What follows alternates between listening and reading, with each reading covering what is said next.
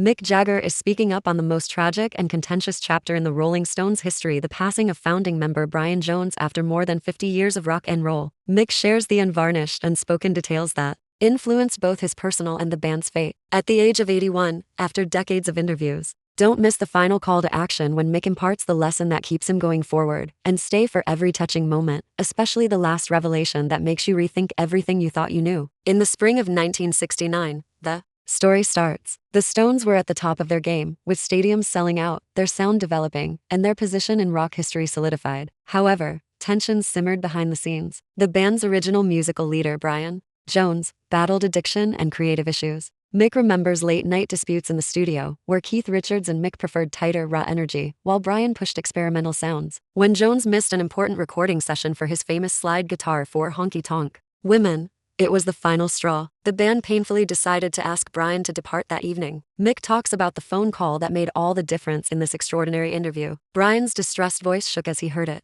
"I've given everything I had, and you're saying it's insufficient." It was like cutting off a limb, Mick revealed, conflicted between loyalty and self-preservation. But a few days later, Brian tragically drowned in his pool for unknown reasons. Rumors circulated about whether it was a terrible accident, suicide, or foul play, but early reports blamed misadventure. Mick withheld information for decades out of reverence for Brian's family and his legendary status. However, he claims that by age 81, the burden of concealment began to outweigh the concern about scandal. In an excerpt from his memoir that was read aloud, Mick acknowledges that they discovered Brian's body following an unplanned party at his Sussex home, Cochford Farm, that was fueled by champagne and drugs. Brian's face was submerged and he was dead by the time rescue came. Mick shares the coroner's report, which included alcohol and barbiturates, but left the cause of death unclear. Mick continues by detailing the impact, including the emotional fallout that pushed the band to the unadulterated intensity captured on Let It Bleed, the moral agony behind their iconic Gimme Shelter tour, and the startled band practicing days after.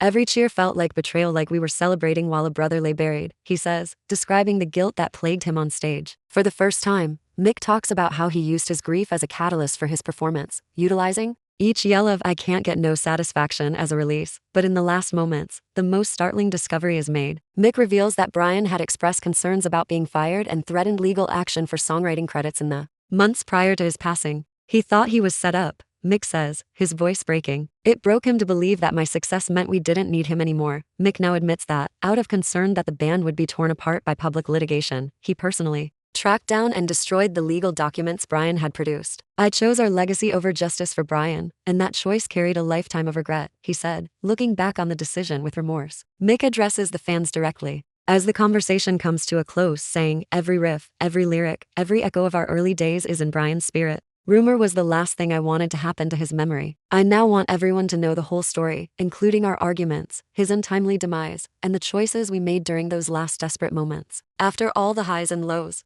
what is the lesson to be learned at 81? Never let fear of conflict, legal, personal, or creative, stop you from honoring the truth," Mick advises. "The truth is ultimately what frees you." Here's your call to action. If this revelation touched you, go back and listen to the Rolling Stones' early songs from the perspective of Brian's brilliance and the band's sorrow. Pay special attention to Aftermath and Let It Bleed for deeper meanings. Keep the conversation going by using #BrianLiveSun to share your favorite Brian Jones tribute. If Mick's frank admission astounds you as much as it has me, hit the like button, leave a comment describing the detail that shocked you the most, and subscribe for more exclusive interviews in which rock stars finally speak out. Because Mick Jagger reminds us all that the stories behind the music might be the most powerful song of all when he speaks out about Brian Jones at 81.